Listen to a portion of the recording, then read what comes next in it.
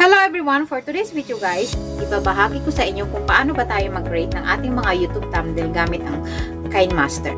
So I just found out guys, no, pwede pala tayong gumawa or gamitin ang Kinemaster sa paggawa ng ating mga thumbnail. By the way, if you are new here at di mo pa ako kilala, I'm MJ Dime. I love to share some tips about YouTube para sa mga gustong mag-grow ang kanilang mga channel. I do some basics tutorials too, like now guys na how to create your thumbnail, your channel banner, at mag-edit gamit ang ating mobile phone. So, ayun nga guys, samahan nyo na ako sa aking mobile screen. Just press the plus sign, itong bilog na malaki, press natin ito, and then may tatlong choices po tayo, choose 16.9. And then after that guys, punta tayo dito sa my media, and then mamili tayo ng ating gawing background. So ako, kukuha ako dito sa aking mga dinownload na mga background from Google. So, example ito. Ayan, piliin ko yan. And then, ayan. So, as you can see, di ba hindi siya fit, hindi siya kasya sa screen ko. Ang gagawin ko, i-press ko ito. Ayan. And then, punta ako dito. Ayan. And, i-press ko itong dalawang guhit o yung equal. So, ang gagawin ko niyan ay i-adjust ko i-adjust ko siya yung screen ko dito. Ayan, as you can see, di ba? So, nakikita nyo itong check sa taas, i-check nyo siya. So, di ba? Ganyan na siya. So, ngayon, kukuha na tayo ng picture natin. Di ba? Kung wala kayong picture na naka-cutout, mag-cutout lang kayo ng mga picture nyo doon sa mga background eraser. Gamit lang tayo ng mga apps na nag-erase ng mga background. So, punta tayo dito sa my layer. And then, after layer, punta tayo dito sa media. Ayan. And then, kukuha ako ng picture ko na ginamitan ko ng background eraser. So, example, ito yung gusto ko, di ba? And then, ayan, i-gitna ko lang siya dito kasi nakikita nyo para akong tinusok na tubo sa likod. So, ang gagawin ko niyan is lagay ko siya dito para hindi makita yung tubo kasi hindi siya na-erase. So, ayan, okay na yan. So, i-check ko siya dito. Check. So, ang next is punta tayo dito sa layer.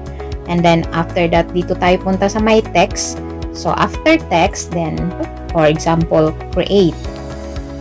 Create. Okay. And then, pili tayo dito, nakikita nyo itong A. Mamimili tayo ng font.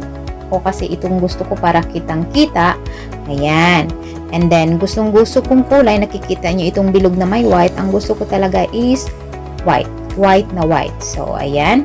And then, palakihin nyo siya. Ayan, palakihin nyo. Pwede nyo ilagay dyan. Kahit saan nyo gusto. Ayan. Then, nakikita nyo dito.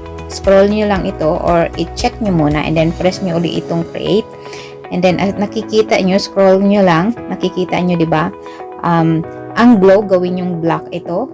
Black. So, nakikita nyo, 66% lang siya, di ba? Hindi siya masyadong dark. Ang gagawin nyo nyan is, i-adjust nyo siya dito para maging black na black siya. So, check. So, i-ano nyo lang, ganyan. And then, yung outline, gawin nyo rin siyang black. Ayan, black and then check. So, i-ano nyo din, turn on nyo. Ayan, parang enable niya. So, as you can see, yung aking parang parang stroke niya is black. So, i-check ko ito. So, ang gagawin ko, example, ang title ko is, yung nakasulat sa thumbnail ko is create thumbnail, di ba? Create thumbnail 2021. So, ang gagawin ko is i-press ko uli itong create. Ayan. And then, nakikita nyo itong tatlong dot. And then, duplicate. Ayan. Duplicate. So, pag may duplicate na, ang gagawin nyo dyan is, ayan. Ayan, naka-duplicate na siya. Tapos, punta kayo dito. Dito sa may, ayan. Then, palitan ko siya ng create thumbnail. Diba? Palitan ko siya ng thumbnail.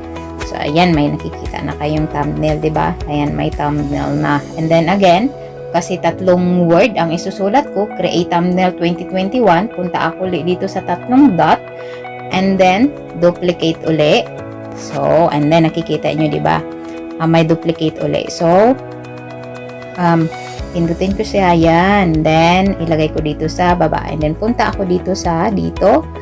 And then, palitan ko yung sulat. Lagyan ko ng 2021. Then, see, diba guys? May nakalagay na siyang create thumbnail 2021. Ayan, pwede nyong palakin yan. Nasa inyo kung saan nyo siya ilagay, diba? Itong thumbnail nyo, pwede nyong palakihin po. Ayan. Ayan. So, kung gusto niyo siyang lagyan ng black or example yan, di ba? Ang gagawin niyo lang, ito po tayo dito sa may layer uli, and then itong handwriting, ayan, press niyo itong handwriting, and then dito mamimili kayo may bilog, ayan, may square, ayan, di ba? So, ako ang pipiliin ko itong square. So, ang gagawin ko dyan, and then after mo ma-press nyo lang yung nakasulat dyan, ayan, press nyo lang ganyan, and then check. So, as you can see, diba, natakpan yung sinulat ko na thumbnail. Ang gagawin ko, punta kayo dito sa may tatlong dot, and then, bring to back nyo, guys. I-bring to back. So, diba, nakikita nyo, lumabas na yung thumbnail. So, natakpan na yung block.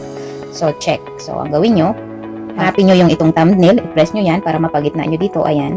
Yan, ganyan lang siya, and check. So, ganun lang siya kabilis, diba, pag i-play mo siya, diba. I mean, pag ganyan siya, ganyan yung kalalabasan. Pwede nyo rin itong lagyan tong create, diba? Punta ako dito sa my layer uli, and then itong handwriting, and then, ayan, diba? Tama-tama lang dapat yung laki. So, check. And then, i-press ko uli itong block. So, ay nakikita nyo. And then, next is yung tatlong dot, and then send to back. Ayan, send to back. So, nakikita nyo, diba? Lumabas na yung create. So, ayan. So, ang gagawin ko is, pindutin ko itong create. Sana ba yung create? Itong create. And then, ipagitna ko siya. Ayan, diba? So, i-check natin. And then, punta ulit tayo dito sa my layer. And handwriting ulit para malagyan ko tong 2021.